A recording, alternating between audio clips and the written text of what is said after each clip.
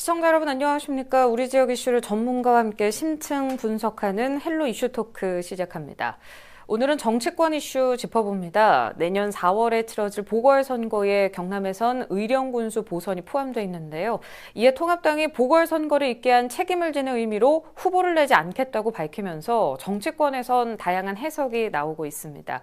오늘 관련해서 자세한 내용 전문가 두 분과 함께 분석해보겠습니다. 조정래 전 여의도연구원 부원장, 조재욱 경남대 정치외교학과 교수 오늘 함께하겠습니다. 어서 오십시오. 예, 반갑습니다. 네. 안녕하세요.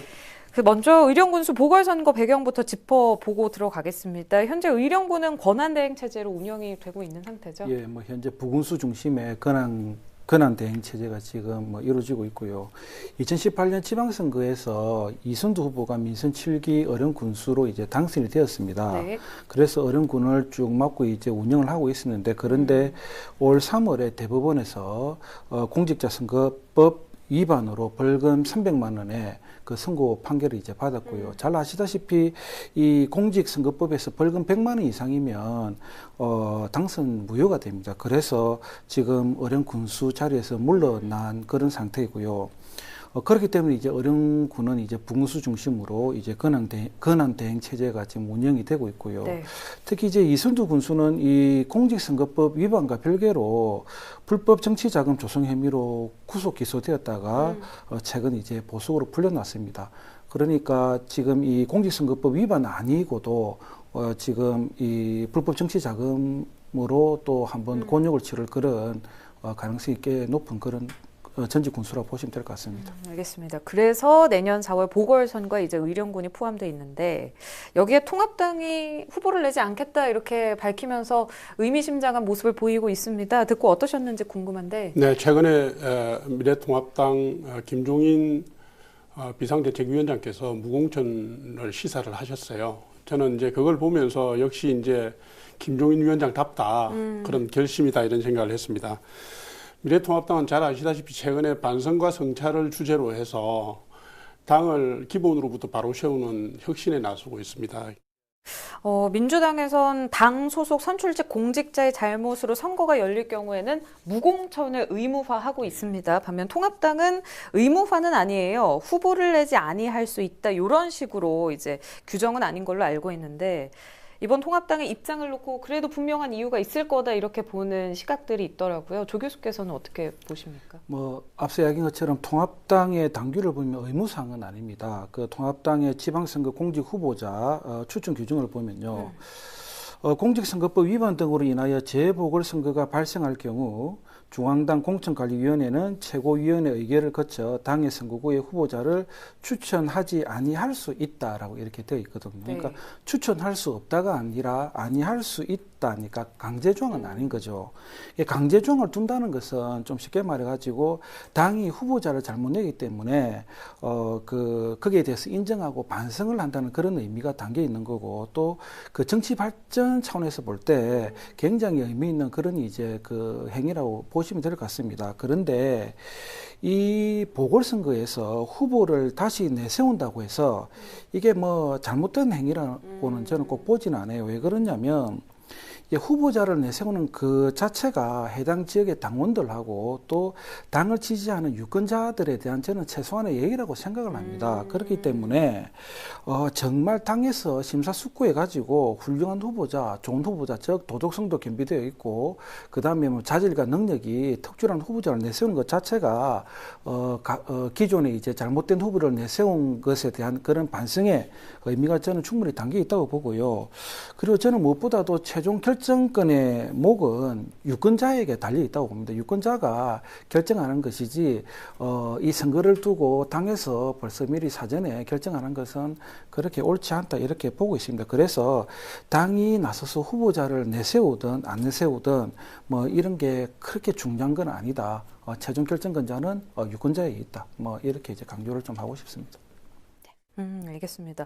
그럼 잘못에 대한 책임을 지는 의미라면 후보를 안 내는 게 아니라 다음에 어떤 후보를 내는가에 좀 더 주력할 필요가 있다. 이렇게 보시는 입장이십니까? 네, 알겠습니다. 김종인 비대위원장이 이렇게 의령군수 보선에 사실상 후보를 내지 않겠다고 밝혔는데 민주당이 여기에 참 난처한 모습일 것 같은데 어떤가요, 지금 상황이? 그 민주당 입장에서는 어령군 보궐선거 문제가 그렇게 큰 문제는 아마 아닌 듯해요. 제가 볼 때는 왜 그러냐면 다들 아시다시피 그 경남 지역 중 서부 지역으로 가면 갈수록 네. 또 특히 이제 시골 지역일수록 보수 성향 유권자가 많은 곳입니다. 그렇기 때문에 계속해서 통합당이 강세를 보인 곳이고 민주당은 거의 당선을 한 번도 못 시킨 지역이거든요. 네.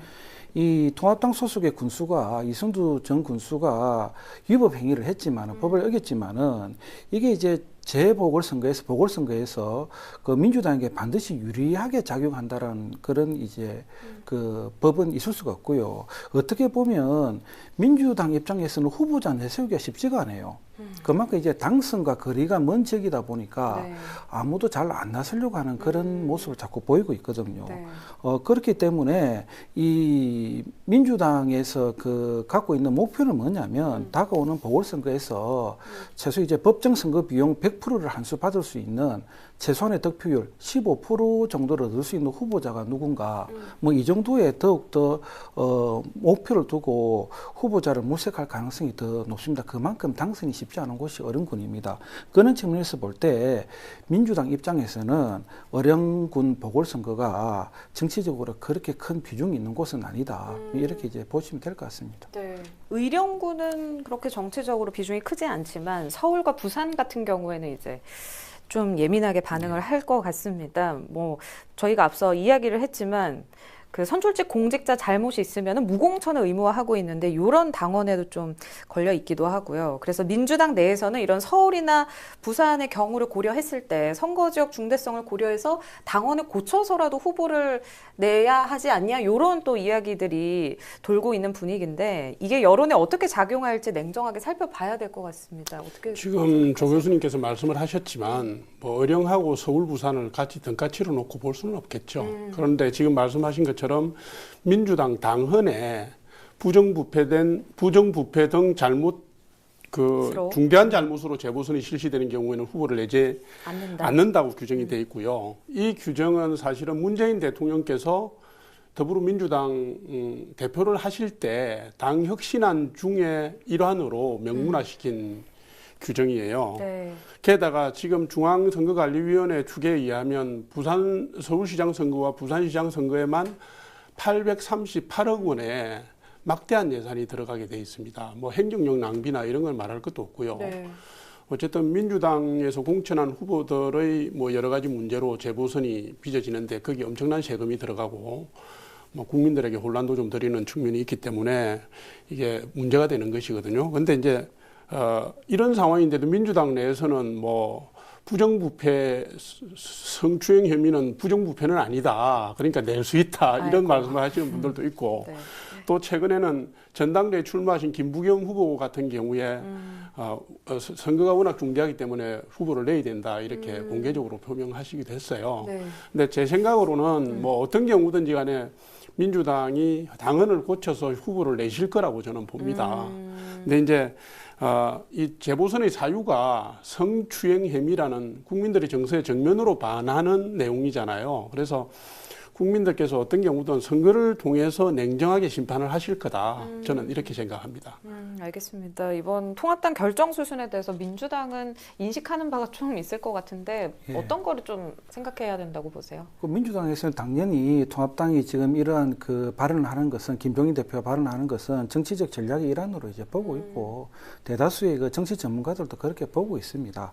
통합당 입장에서 어령을 포기한다는 그런 그 의미를 갖고 있지는 않아요. 왜 그러냐면 공천이 이루어지지 않아도 사실상 그 내천이 이루어질 가능성이 매우 높고요. 그다음 당선이 유력한 무소속 후보자들 같은 경우 아마 당선 이후에는 통합당에 입당할 사람들이 대부분이에요. 그렇기 때문에 거기에 그렇게 큰 비중을 안 둬도 어차피 내 사람이 이렇게 생각을 하고 있거든요. 특히 그렇기 때문에 이제 통합당 입장에서는 어령은 꽃놀이패도 아니고 확실한 100% 유리한 확실한 패라고 생각을 하는 거지 뭐 여기에 대해서 뭐 전혀 조금 다른 방향으로 생각을 해보지를 않고 있는 게 사실입니다.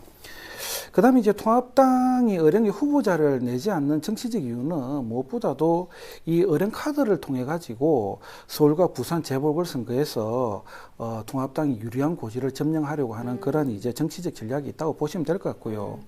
통합당 입장은 그런 것 같습니다. 우리도 어령의 후보자를 안 낼 테니까 민주당도 서울과 부산의 후보자를 내지 마라라는 이제 무언의 좀 압박의 메시지가 담겨 있다. 뭐 저는 그렇게 보고 있고요.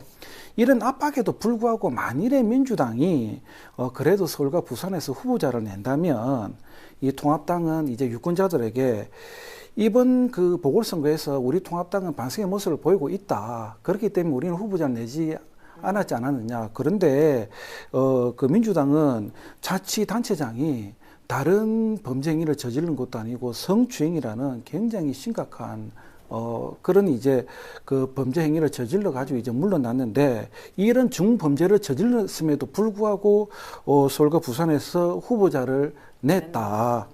반성의 기미가 전혀 보이지 않는다. 이런 것을 이제 계속 부각을 시키려고 아마 지금 이런 구도를 짠 것 같아요. 그런데 이걸 이제 민주당이 모를 리는 없는 거죠. 예, 알아서 아마 반응은 할 건데 어떤 식으로 할 건지 우리가 한번 추이를 지켜볼 필요성이 있는 것 같습니다. 네, 알겠습니다. 조 교수께서는 뭐 아니라고 말씀하셨지만 일각에서는 이런 정치적 전략에 의령구 후보를 내지 않는다는 결정이 의령군 버리는 카드냐 심한 말로 이렇게 비판을 하기도 하는데 여기에 대해서 네, 부원장께서 어떻게 생각하세요? 버리는 카드라는 말은 좀 심한 표현인 것 같고요. 사실은 예전에도 무공천을 했던 사례가 있습니다. 2008년도로 기억하는데요. 당시 여당이었던 한나라당이 대구 서구구청장 선거하고 강원도 고성군수 선거에서 후보를 내지 않았습니다. 그 재보궐선거의 원인이 되었기 때문에 당에서 공천한 분들이. 그래서 이게 처음 있는 사례는 아니고요. 그리고 지금 어령군수 후보의 통합당 성향의 분들이 10여 분 네. 뜻을 가지고 있는 걸로 지금 알려지고 있는데 그래서 이게 지금 상당히 혼전양상으로 갈 수도 있지 않느냐 이런 통합당 내에서는 그렇게 보기도 합니다. 물론 어령이 민주당에 비해서 통합당의 지지 기반이 좀 강한 데니까 뭐 딱 잘라서 얘기는 못하지만 그런 경향은 있고요. 그다음에 2018년도 지방선거에서 민주당에서 공천한 후보가 제 기억으로는 20.9%인가를 얻었어요. 그 민주당으로서 상당히 많이 얻은 겁니다. 네. 근데 여기에 그 어령의 강한 기반을 가진 통합당 성향의 후보들이 다수가 무소속으로 나올 경우에는 선거의 결과를 쉽게 예단할 수는 없다. 네.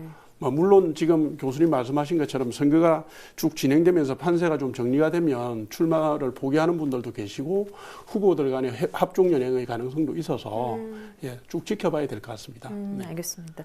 오늘 저희가 이렇게 이야기를 하고 있는 것처럼 자연스럽게 선출직 공직자의 그런 부정부패 책임론이 다시금 주목을 받고 있거든요. 내년 보선에 워낙 굵직한 자리가 많아서 더 그런 것 같은데 이 부분에 대해서는 어떻게 생각하시는지?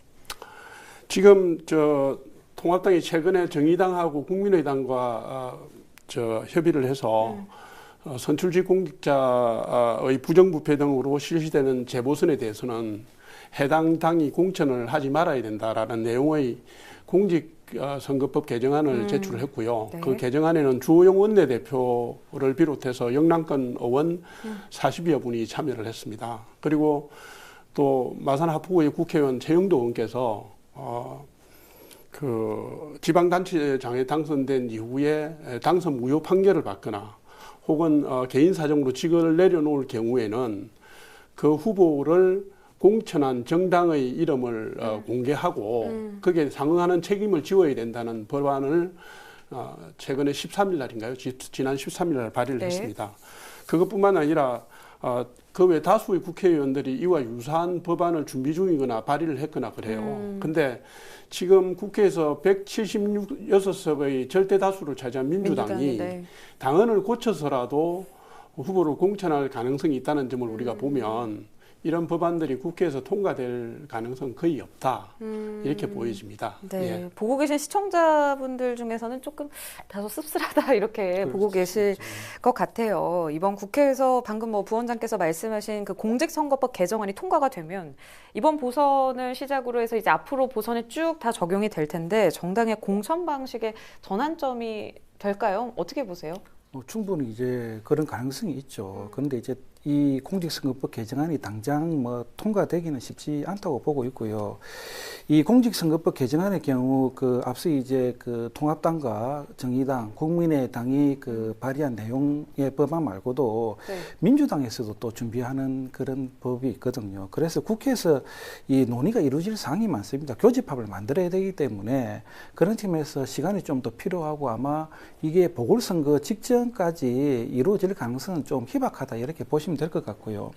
앞서 우리 부원장님께서 이야기한 것처럼 통합당과 정의당, 국민의당이 이 세 정당이 함께 지금 이제 공직선거법 개정안 법안을 발의를 했는데요. 저는 이제 이게 원론적으로 보면 당연한 법안이라고 보고 있고 이게 그 통과된다면 우리 그 정치 발전에 굉장히 그 큰 이제 탄력을 받을 수 있는 제공할 수 있는 그런 이제 법안이잖아요. 특히 이제 이 법안 같은 경우는 원론적으로 보면 공천에 대한 정당의 책임을 반드시 묻고 있기 때문에 저는 당연히 이제 필요하다고 보는데 또 내면적으로 보면 이게 좀 각 정당이 그 갖고 있는 이해관계가 좀 다른 측면에서 서로가 법안 발의를 한 게 있습니다. 특히 이제 통합당 같은 경우는 보면 이제 이번 개정안을 가지고 그 통과 여부에 관계없이 내년 보궐선거에 민주당을 압박할 수 있는 카드로 쓸 수가 있고요. 정의당과 국민의당은 여러분들이 잘 아시다시피 소수정당이지 않습니까? 그렇기 때문에 이 소수정당은 거대정당과 싸움에서 항상 밀릴 수밖에 없거든요. 그런데 만일에 거대정당 후보 중에 한 정당이 뭔가 조금 잘못된 행위를 해서 후보자를 못 내오게 된다면 이 법안 때문에 그러면 거대정당과 정의당, 거대정당과 그 국민의당 이렇게 이제 소수정당과 맞붙을 수 있는 양자대결 구도가 형성이 되거든요. 그래서 선거에서 본인들한테는 굉장히 유리한 측면이 있죠. 그런 측면 때문에 또 이런 법안을 같이 이제 좀 뭐 발의하지 않았냐 이렇게 보고 있고요. 그럼에도 불구하고 이런 정치적 의도를 떠나서 저는 당연히 필요한 법안이라고 보고 있고 또 이 민주당에서는 지금 어떤 것을 이제 개정하려고 하냐면 국회의원 3선 제한을 둔 공직선거법 개정안을 지금 준비를 하고 있어요. 이것 또한 저는 굉장히 큰 의미가 있다고 보거든요. 어떤 부분에서? 오래 하면 할수록 그만큼 둔해질 수밖에 없고 그다음에 혁신보다는 뭔가 기득권에 안주하려는 모습도 갖고 있고 또 계속해서 물이 흘러가야지 고이게 되면 또 부정부패가 생길 가능성도 있고요. 뭐 그런 측면에서 저는 국회의원 3선 제한법은 굉장히 좀 신선하고 좋은 법안이라고 생각을 합니다. 다음 질문 드리겠습니다. 그 통합당과 민주당이 어떤 결정을 하든 분명 또 정쟁이 뜨거울 걸로 예상이 되거든요. 조금 이르긴 하지만 내년 보선 레이스에 정치권에 재언한 말씀 간단하게 지금 좀 우리 해주시죠. 조 교수님께서 말씀하셨지만 이 사안이 당리당략을 떠나서 정치개혁 혁신과 관련해서 의미가 있는 부분이기 때문에 언론이나 국민들이 관심을 갖는 거거든요. 이번에 내년 4월 7일 날 재보선이 치루어지면 유권자가 1,100만 명을 서울, 부산만 웃돌아요. 그리고 아까 앞서서 말씀드렸지만 세금이 투입되는 것도 838억 이상이 되고 이거 자체가 엄청난 손실이잖아요. 네.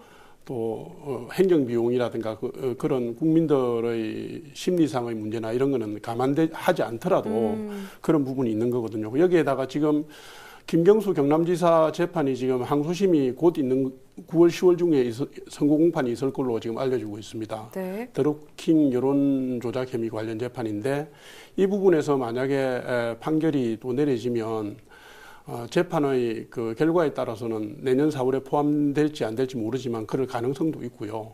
아무튼 이 모든 것이 다 민주당발 재보선의 소재들이거든요. 그래서 제가 볼 때는 집권당으로서 당헌을 통해서 국민들한테 약속한 내용입니다. 그래서 이 부분들을 좀 엄중하게 다루고 반성과 성찰의 기초에서 신중하게 좀 민주당이 대처해 나가야 되는 거 아니냐 하는 생각을 갖습니다. 네, 알겠습니다. 오늘 여기까지 듣겠습니다. 오늘은 조청래 전 여의도연구원 부원장, 조재욱 경남대 정치외교학과 교수와 함께 내년에 치러질 의령군수 보궐선거를 둘러싼 다양한 해석을 분석해봤습니다. 서울 부산시장 동시보선은 처음이거니와 대선에 버금가는 역대 최대 보선이 될 수 있는 만큼 이목이 집중되고 있는데요. 여기에 의령군수 공천을 포기한 통합당의 선택이 도민에게 어떤 정당성을 얻을 수 있는지 벌써부터 관심이 뜨겁습니다. 정당의 입장 추이에 따라 헬로 이슈 토크도 관심 갖고 지켜보겠습니다. 오늘은 여기서 마무리합니다. 유튜브 채널 헬로 경남 통해서 다시 보실 수 있습니다. 시청해주신 여러분 고맙습니다.